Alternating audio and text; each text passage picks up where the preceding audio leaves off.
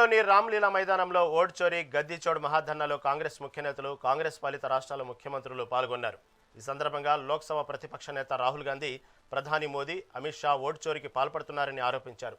తెలంగాణ ముఖ్యమంత్రి రేవంత్ రెడ్డి ఓట్ చోరీ సమస్య కాంగ్రెస్ది కాదని దేశానిది అన్నారు. పేదల ఓటు హక్కు తొలగిస్తే రేషన్ భూమి కోల్పోతారని హెచ్చరించారు. ఈ మహాధర్నాలో ఖర్గే, ప్రియాంక గాంధీ కూడా బీజేపీపై విమర్శలు గుప్పించారు.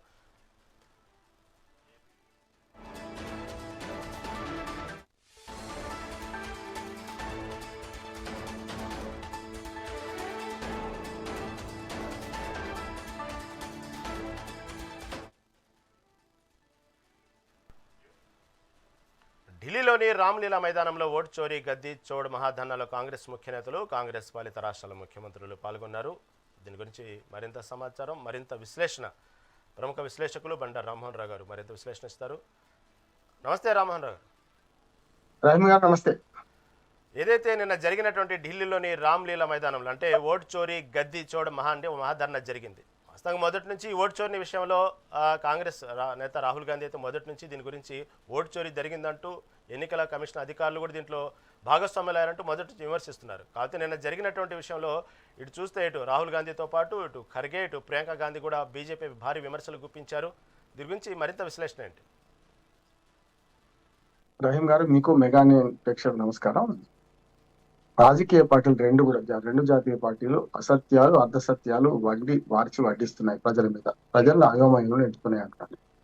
కొంచెం లీగల్ గా మాట్లాడుకుందాం, సాంకేతికంగా మాట్లాడు, ఏ పార్టీ వైపు మొక్కకుండా మాట్లాడే ప్రయత్నం చేద్దాం.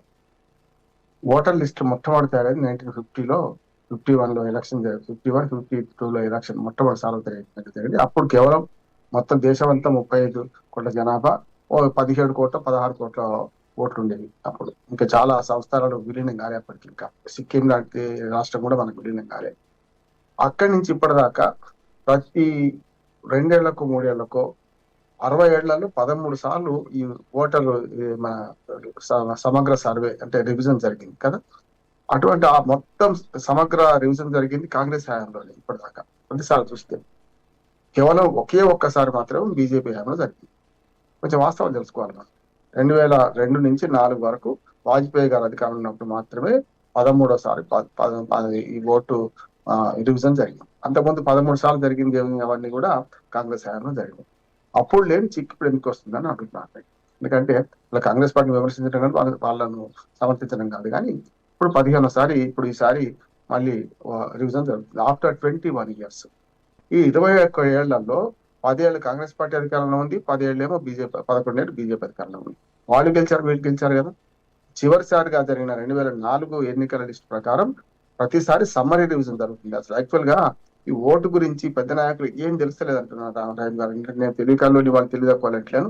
అందరూ కూడా గ్రామీణ ప్రాంతాల్లో పనిచేసిన వాళ్ళు కాదు, ఒక పోలింగ్ ఏజెంట్ గా కూర్చున్న వాళ్ళు కాదు, ఏది పడితే అది మాట్లాడుతున్నారు జాతీయ నాయకత్వం అంతా, 2 పార్టీల వాళ్ళు. ఒకసారి పోలింగ్ బూత్ లో కూర్చుంటే తెలుస్తుంది వీళ్ళకి ఏంటి, ఓట్లు ఏమిటి, ఎట్లాంటి వాళ్ళు ఉంటారు, ఏ రకంగా దొంగ ఓట్లు వేయొచ్చు, ఏ రకంగా వేయకూడదు ఉండొచ్చు. ఇవాళ వెబ్కాస్టింగ్ మొత్తం ఫేస్ రికగ్నేషన్ వచ్చినాక దొంగ ఓట్లు వేయడానికి ఎంత అవకాశం తక్కువ ఉంది అని నేను చెప్పదలుచుకున్నాను. అక్కడ చాలా వరకు అంటే అంత అసత్యాలు, అర్ధసత్యాలు వారుస్తూ మొత్తం ప్రజలు నయమేలు పెడుతున్నారు. ఒకే ఒక ప్రశ్న 2 పక్షాలకు అడుగుతున్నారు. అంటే బీజేపీ, కాంగ్రెస్ పార్టీ 2 కూడా ఈ ద్వంద్వ ప్రమాణాలు 4-5 విషయాలు పాటిస్తున్నాయి. మొట్టమొదటిది ఆధార్ కార్డు తెస్తానది కాంగ్రెస్ పార్టీ, వద్దన్నది బీజేపీ. నాకు అభినయ అన్నాడు ఇదే మోడీ. అట్లానే జిఎస్టీ తెస్తానని కాంగ్రెస్ పార్టీ, వద్దన్నది బీజేపీ, తర్వాత తెచ్చింది బీజేపీ కదా. అట్లా 3 రైతు చట్టాలు తెస్తా అని మేనిఫెస్టోలు పెట్టింది కాంగ్రెస్ పార్టీ. అవే 3 చట్టాలు తెస్తే రైతులు చేస్తే దాన్ని దుర్మార్గమైన చట్టాన్ని కాంగ్రెస్ అభివర్ణించి లాల్ కిలా మీద మన ఖలిస్తాన్ తీవ్రవాద జెండా ఎగిరేషన్ కదా. ఇవన్నీ చూస్తలేమో అన్ని ఒకటే కాదు, ఒక 10 చెప్తా ఉదాహరణ. అధికారంలో ఉన్న ఒక మాట, అధికారంలో లేనప్పుడు ఒక మాట మాట్లాడుతున్నాను. అందుకని ఇక్కడికి వస్తాను. ఇప్పుడు ఈ ఓటు చోరీ అనే మాట తప్పు అంటున్నాను. ఎలక్షన్ కమిషన్ సమర్థిస్తున్నాను. ఎలక్షన్ కమిషన్ తప్పులు చేస్తలేదనో, ఎలక్షన్ కమిషన్ రకరకాల పొరపాట్లు చేస్తే అంటలేదు. అది వేరు, ఇది వేరు అంటున్నాను. ఇవాళ election commission after 21 years sir పేరు మీద చట్టంలో ఉండదని అమలు చేస్తుంది. నేను చెప్పింది కాదుగా, నేను ఒక అడ్వకేట్ గా విశ్లేషకుడు చెప్తున్నాను. సుప్రీంకోర్టు ఏమన్నది, అది చట్టబద్ధమే, మీరు దాన్ని వ్యతిరేకించడానికి వీల్లేదని. మన మమతా బెనర్జీ ఏమంటుంది, మీరు వంట పాత్రలతో దాడి చేయండి, ఎవడొస్తే వాడి ఇంటికి అని అంటున్నారు. అంటే ఎవరిని, బిఎల్ఓలను, అంగన్వాడీ టీచర్లను, ఆశా వర్కర్లను కొడతారు. వీళ్ళందరూ మీకు ఆడలేక మధ్యలో పడినట్టు ఆనాడు ఇది ఏదైతే ఈవీఎం సరి కావాలి, ఈవీఎంల మీద బీజేపీ గొడవ పెట్టింది. ఇప్పుడేమో మా బీజేపీ ఈవీఎంలు మంచి అంటున్నది. ఇదే కాంగ్రెస్ పార్టీ ఈవీఎంలు మంచిది అన్నది, కానీ ఇప్పుడు గొడవ పెడుతుంది ఈవీఎంలు వద్దని.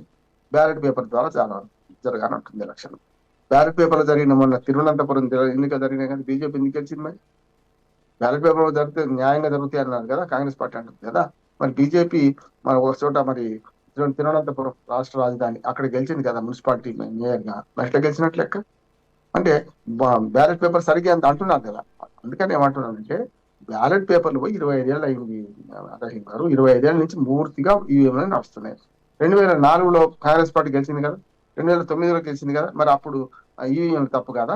వాళ్ళు గెలిచినప్పుడు మంచిది, వాళ్ళు గెలిస్తే తమ గొప్ప, వాళ్ళు ఓడిపోతే మన ఈవీఎంలు తప్ప. మరి 3 సార్లు వీళ్ళు గెలిచారు కదా, వీళ్ళు కూడా అంతకుముందు ఏమన్నారు? ఈవీఎంలు తప్ప అన్నారు, ఈవీఎంలు ద్వారా మేము ఓడిపోతున్నాం అన్నారు.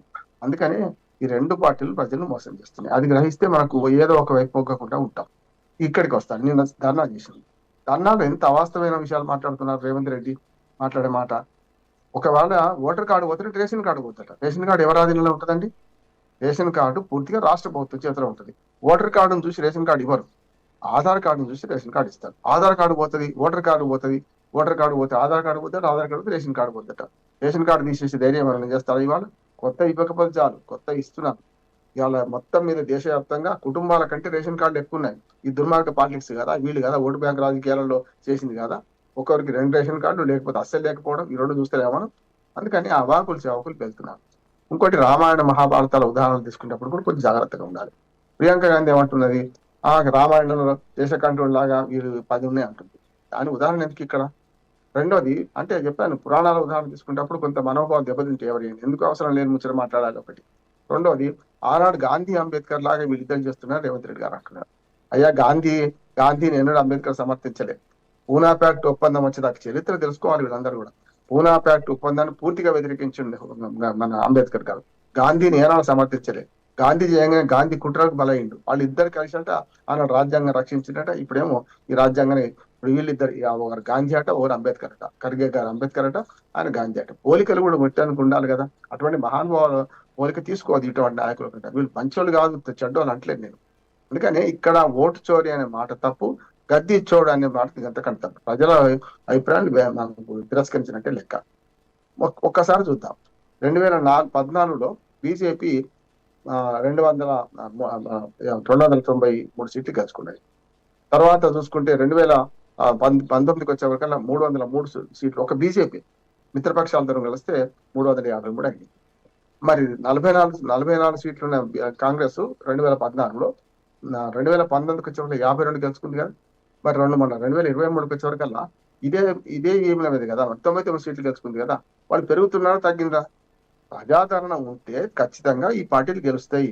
మోడీ మీద వ్యతిరేకత ఉన్నది.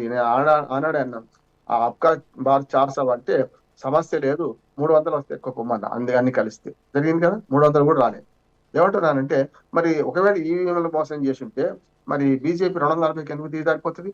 వాళ్ళ విధానాలు తప్పు, వాళ్ళ సమాఖ్య విధానం నాశనం చేస్తున్నారు. దేశమంతా తమ ప్రభుత్వానికి కావాలని కొట్లాడుతున్నారు, ఒక రకంగా మోసం చేస్తున్నారు అని ప్రజలు గ్రహించి వాళ్ళని ఓడిస్తున్నారు, మిమ్మల్ని గెలిపిస్తున్నారు. అంటే మీ గెలుపు తప్ప, వాళ్ళ గెలుపు తప్పైతే మీ గెలుపు కూడా తప్పే. వాళ్ళు 240కి పడిపోవడం వాళ్ళ గెలుపు కరెక్ట్ కాదంటే, మీరు 99 గెలవడం కూడా మీ గెలుపు కూడా తప్పే కదా. మరి అంటే ఇట్లాంటి మాటలు ఎందుకు మాట్లాడతారు వీళ్ళు? రేవంత్ రెడ్డి ఓ మాట మాట్లాడతారు. ఇవాళ రేవంత్ రెడ్డి మరి ఇక్కడ ఓటు చోరీ అంటుండ్రు కదా. మన జూబ్లీ హిల్స్ లో మరి బీఆర్ఎస్ ఓటు చోరీ అనేది ఒకే ఇంట్లో 40 ఓట్లు 50 ఓట్లు ఉన్నాయని. మరి దీనికి ఎవరు ఓటు చోరీ బాధ్యులు అన్నట్టు? అసలు ఓటర్ లిస్టు తయారు చేసి ఎవరు? రాష్ట్ర ప్రభుత్వం తయారు చేయదు. ఓటర్ లిస్ట్ అనేది గ్రామ స్థాయిలో బిఎల్ఓస్ ఉంటారు, వాళ్ళందరూ ఇళ్లకి వెళ్తారు, దాన్ని బట్టే ఉంటది. పాత ఓటర్ లిస్టులు కొత్తగా చేయాల్సిన అవసరం ఉంది. అందుకని 13 సార్లు చేసిన ఎస్ఐఆర్ చేసిన దానికి తప్పు పట్టకుండా వాళ్ళు చేసిన దాన్ని ఇవాళ వీళ్ళు చేస్తే తప్పు పట్టడం అనేది సరైనది కాదు అంటున్నాను. ఇంకో మాట కూడా చెప్తాను. ఇవాళ మరి బ్యాలెట్ పేపర్ మీద ఎన్నికలు జరిగితే మంచిది అంటున్నారు కదా. మరి మొన్నటి దాకా గెలిచిన గెలుపులన్నీ మరి తప్పి అయినా అంటున్నారు. మీరు గెలిచింది కూడా తప్పే కావాలి. 3 రాష్ట్రాలు గెలిచిండ్రు, తెలంగాణలో గెలిచిండ్రు, మహారాష్ట్ర మన కర్ణాటకలో గెలిచిండ్రు, మరి హిమాచల్ ప్రదేశ్లో గెలిచిండ్రు. మరి మీ గెలుపు కూడా తప్పే కావాలి కదా. అంటే మీ ఓటమికి కారణాలు వెతుకునే క్రమంలో మొన్నటి దాకానేమో ఈవీఎంల మీద నెట్టిండ్రు. ఈవీఎంల మీద అనుమానాల ప్రాతిపదిక మీద మీరు రావద్దు, మళ్ళొకసారి కోర్టుకు వస్తే సరైన ఆధారాలు రండి, లేకపోతే మిమ్మల్ని ఫైన్ వేస్తామని సుప్రీంకోర్టు హెచ్చరించిన తర్వాత కదా ఇప్పుడు ఓటు చోరీని ముందు పెట్టుకున్నా. బీహార్లో జరిగింది. రేపు పొద్దున పశ్చిమ బెంగాల్ జరుగుతుంది, రేపు ఇక్కడ జరుగుతుంది అంటే మీరు గెలిస్తే కరెక్ట్, వాళ్ళు గెలిస్తే తప్పు అని ఎట్లయితే అంటున్నాను నేను. వాళ్ళు కూడా తప్పే, వాళ్ళు గెలిస్తే ఓ మాట మాట్లాడుతున్నారు, వాళ్ళు ఓడిపోతే ఓ మాట మాట్లాడుతున్నారు. రెండు జాతీయ పార్టీలే కాదు, ఇవాళ ప్రాంతీయ పార్టీలు కూడా అదే మాట్లాడుతున్నాయి. కేటీఆర్ మాటలు కూడా ఖండించిన నేను. కేటీఆర్ ఏమంటున్నాడు, బ్యాలెట్ పేపర్ అంటున్నాడు. ఇప్పుడు 2 సార్లు ఎట్లా గెలిచి 2014లో ఎన్ని సీట్లు వచ్చినాయి, 2018 88 ఎట్లా వచ్చినాయి మీకు? మరి ఈవీఎంలు తప్ప అంటే మీరు ఈవీఎం అనేది గెలిచారు కదా. వీళ్ళే కాదు, ఈవీఎంలు గెలుస్తున్న 3 సార్లు హ్యాట్రిక్ కొట్టింది కదా మమతా బెనర్జీ. మరి అది తప్పేనా? అంటే బీజేపీ గెలుస్తుందని అక్కస్తోని బీజేపీ గెలవడానికి రకరకాల కారణాలు ఉన్నాయి. హిందూ ఓటర్ పోలరైజేషన్ ఉంది, మీ దుర్మార్గమైన మీ బలహీనత ఉన్నది. 100 ఎన్నికల్లో ఓడిపోయినా కూడా ఇంకా అదే నాయకత్వం పట్టుకొని ఇదే డొల్లతనంతో ప్రతిపక్షంగా ఉంటున్నామని మాట్లాడుతూ ప్రజల అభిప్రాయాలు తెలుసుకోకుండా, ప్రజలను అభిప్రాయాలు గౌరవించకుండా, ఒక మన నిర్మాణాత్మక ప్రతిపక్షంగా వ్యవహరించకుండా పోతున్న మీరు కాదా? కాంగ్రెస్ పార్టీ కాదా? కాంగ్రెస్ లో ఎన్ని లుకలుకులు ఉన్నాయి? మీ ఇండి కూటమిలో ఎన్ని లుకలుకులు ఉన్నాయి? అక్కడ కిందనేమో శత్రువు, పైన మిత్రుడు మీరు. అంటే పాము పాక తోక చుట్టమంటారు చూడ, అట్లా కిందనేమో పాము పాక. ఏది రాష్ట్రాలు మాతో మమతా బెనర్జీ కాంగ్రెస్ పడదు, లెఫ్ట్ ఫ్రంట్ కును కాంగ్రెస్ పడదు కేరళలో. ఇక్కడ చూడండి ఆమ్ ఆద్మీ పార్టీ కును కాంగ్రెస్ పడది మన ఢిల్లీలో, చూస్తున్నాం కదా. మరి మీరు కూటమిలో ఉన్న పార్టీలే మీరు సఖ్యత లేకపోతే అవతల గెలుస్తుంటాడు, వద్దనే గెలుస్తుంటాడు. మీ బలహీనతనే బీజేపీకి ఆధారం అంటున్నాను. కాంగ్రెస్ పార్టీ ఎక్కడ ప్రధాన ప్రతిపక్షంగా ప్రత్యర్థిగా ఉందో అక్కడ బీజేపీ గెలుస్తుంది. అంటే కాంగ్రెస్ వైఫల్యాలను కప్పుకోవడానికి ఇట్లాంటి దుర్మార్గమైన మాటలు కరెక్ట్ కాదు. ఎలక్షన్ కమిషన్ చేసే తప్పులు ఎడగడదాం, కాదంటలేదు. ఇవాళ ఆధార్ కార్డును అందరూ కూడా ఏం చేస్తున్నారంటే ఆధార్ కార్డును ఆధారం చేసుకొని రేపు పొద్దున అనుసంధానం చేయండి ఓటర్ లిస్టుకు. ఎందుకు ఓటర్ లిస్టు సంస్కరణ కాదు చెప్తాను నేను. ఇంకొక మాట కూడా రాహుల్ గాంధీ గారు ఏమన్నారు, రహీం గారు మొన్న ఇప్పుడు నిన్న మాట్లాడుతూ ఏమంటున్నారంటే ఒక ఇంట్లో 650 ఓట్లు ఉన్నాయంట. ఒకసారి మీరు పోలింగ్ ఏజెంట్ కూర్చోండి అని చెప్తున్నా. అదే 650 పోలింగ్ ఇంట్లో ఉన్నాయి కదా, ఆ ఓటర్లు ఆ పోలింగ్ బూత్ లో కూర్చోండి మీరు అంటున్నారు. ఆ ఒక్క ఓటు అక్కడి నుంచి వచ్చినా తిరస్కరించండి. మీరు పోలింగ్ ఏజెంట్ కూర్చోండి. రాహుల్ గాంధీ గారు ఎందుకు కూర్చోరు? మీ వాళ్ళని కూర్చోబెట్టండి, కాంగ్రెస్ పార్టీ వాళ్ళని కూర్చోబెట్టండి. 650 ఇండ్లకు ఓట్లు ఉన్నదా అని ఇల్లు తాళం వేసింది అంటున్నారు కదా, అక్కడ నిఘా పెట్టండి. ఆ ఇంట్లోకి బయలుదేరుతున్నాడా, ఇక్కడి నుంచి వస్తున్నాడా వాడు ఆ ఓటరు, ఇక్కడ నిఘా పెట్టండి, వెబ్ కాస్టింగ్ చేయించండి, వీడు కరెక్టో కాదో తేల్చండి, కంప్లైంట్ ఇవ్వండి. ఇది కదా చేయాల్సింది. బీఆర్ఎస్ అదే ఆరోపణ చేసింది, ఒక ఇంట్లో 50 ఓట్లు 60 ఓట్లు అని చెప్పి. ఇక్కడ 650 ఓట్లు మీరు చేస్తున్నారు. 650 ఓట్ల నుంచి ఒక్క ఓటు కూడా పడ్డానికి వీలు లేదు అంటున్నారు. మీ ఎలక్షన్ ఏజెంట్ గట్టిగా కూర్చొని పెట్టారు, ఇద్దరిని పెట్టండి, ఆల్టర్నేటివ్ ఏజెంట్లు ఉంటారు, ఎందుకు కూర్చొని పెట్టారు? అంటే వాస్తవాల ఆధారంగా పోరాడతారా, లేకపోతే ఊహాజనిత ప్రశ్నలతో పోరాడతారా? మీ వైఫల్యాలకు ఎలక్షన్ కమిషన్ ప్రభుత్వాలను బాధ్యత చేయకండి. మీ వైఫల్యాలకు మీరే బాధ్యులు. మీ వైఫల్యాలకు మీ డొల్లతనంతో ఉన్న విధానాలు, మీ దుర్మార్గంగా ఒక ప్రతిపక్షంగా వ్యవహరించలేని డొల్లతనం కనపడుతుంది మీరు అంటున్నారు. రామ్మోహన్ రావు గారు, ఇంకొక ప్రధాన విషయం ఏంటంటే ఏదైతే ఓటు చోరీ గురించి ప్రస్తావిస్తూ రాహుల్ గాంధీ నిన్న ఒక వ్యాఖ్యలు కూడా చేశారు. ఎందుకంటే ఓటు చోరీ చేసిందన్న విషయం బీజేపీకి తెలుసు. అందుకే నేను ప్రశ్నిస్తుంటే మోదీ అమిత్ షాకు సమాధానం చెప్పలేకపోతున్నారు. అమిత్ షా చేతులు కూడా వణికిపోయిన సందర్భం నేను చూశాను, నేను అడిగినప్పుడు అన్న విషయం సందర్భం చూడటం జరిగింది. ఇదే విషయంలో రేవంత్ రెడ్డి కూడా మాట్లాడుతూ ఈ ఓటు చోరీ గురించి మాట్లాడుతూ ఇది కేవలం బీజేపీ పార్టీ మాత్రమే చేస్తుంది. ఇది మొన్న కనుక ఎన్నికలలో 400 అనుకున్నట్టు వాళ్ళకి సీట్లు వచ్చినట్టయితే అవసరమైతే రాజ్యాంగానే మార్చేసే వాళ్ళు అంటూ కూడా వ్యాఖ్యానించడం జరిగింది. ఏమంటారు ఓవరాల్? రెండో దాని గురించి మొదలుస్తాను. నిజమే కదా రేవంత్ రెడ్డి అన్నమాట, తగ్గినాయా లేవా? 303 సీట్లు ఉండే బీజేపీకి 2019 పార్లమెంట్ ఎన్నికల స్వయంగా ఒక్క బీజేపీకి వాళ్ళకే, అంటే మిగతా మిత్రపక్షాలు కాకుండా 50 సీట్లు వాళ్ళే, 303 వీళ్ళే, 353 కదా. మరి ప్రజలు తిరస్కరించింది కదా. మరి ఇదే ఎన్నికలు ఈవీఎం జరిగినాయి కదా, ప్రజలు తిరస్కరించింది కరెక్టా కాదా? రేవంత్ రెడ్డి గారు ఆత్మ పరిశీలన చేసుకోవాలి కదా. అందుకనే వాళ్ళు తిరస్కరించారు. వాళ్ళు పొద్దున దేశం అంతా ఒకే చట్టం, ఒకే దేశం, అన్ని ఒకే అని బూతర కొడుతుంది కదా, వీళ్ళ సంగతి పట్టాలనుకున్నారు. వాళ్ళు ఏమనుకున్నారంటే అబ్కా పార్ 400 అంటే మమ్మల్ని ఆహ్వానిస్తున్నారా మీరు, మీ తప్పు మీరు తెలుసుకోండి, మీరు ఊహకందని రీతిలో పెద్ద ఎత్తున మీరు చేస్తున్నారు, ఇటువంటి దుర్మార్గం పాలన చేస్తున్నారు, మీ ఊహ కరెక్ట్ కాదు, మేము మిమ్మల్ని ఎక్కడ ఉంచాలి అక్కడ ఉంచాలి. భారత ప్రజలు తీర్పిచ్చారు. భారత ప్రజల తీర్పును ఆహ్వానిస్తావా నువ్వు కదా? రేవంత్ రెడ్డి అనే మాట ఏంది? తక్కువ చేసింది కదా. ఇప్పుడు 303 340 అయింది, అబ్కా పార్ 400 అయింది. మీరు ఓటు చోరీ చేసి వచ్చినట్టు ఓటు చోరీ చేసుకున్నాడు ఎవరైనా తక్కువ పోతాడా, ఎక్కువ పోతాడా? 303 నుంచి 350 పోతారా, లేక 303 నుంచి 240 పడిపోతాడా? మీరు ఎట్లా పెరిగింది? 99, మీరు ఒక్కటి ఎట్లా పెరిగింది? ఎక్కడ 52, ఎక్కడ 99, సుమారు సగం సీట్లు పెంచుకున్నారు కదా. ప్రజలు ఆశీర్వదించారు మిమ్మల్ని, అది గమనించండి. అంటే వాళ్ళ ఓటమి వాళ్ళ గెలుపు కరెక్ట్ కాకపోతే మీ గెలుపు కూడా కరెక్ట్ కాదంటున్నారు. ఇంకో మాట, ఇప్పుడు ఏదో ఓటు చోరీ గురించి మాట్లాడుతూ మన రాహుల్ గాంధీ కూడా మాట్లాడే మాటలు కూడా అదే అదే అర్థం స్టడీ చేస్తున్నారు. ఎందుకంటే వాళ్ళు గెలిచినప్పుడు మాత్రం తమ గొప్ప అనుకొని, వాళ్ళు ఓడిపోతే తమ ఈవీఎం తప్పు, ఓటు చోరీ వల్ల జరుగుతుందంటే ఇది తప్పు అంటున్నారు. ప్రతిసారి గెలిచిన పార్టీ మళ్ళీ అధికారంలోకి అదే రావాలి కదా. ఇప్పుడు మూడోసారి వచ్చింది, మూడు సార్లు కాదు, మీరు 5 సార్లు గెలిచిన సందర్భం లేదా? 52 ఎవరు గెలిచిండ్రు? కాంగ్రెస్ పార్టీ కదా. కమ్యూనిస్టులు లేరా అప్పుడు అన్నాడు. ప్రధాన ప్రతిపక్షం బ్రహ్మాండంగా ఎదురు నిలిచింది. వీళ్ళు డబ్బులు మంచి గెలిచారు, వాళ్ళు డబ్బులు వంచకుండా ఓడిపోయారు, అంతే కదా.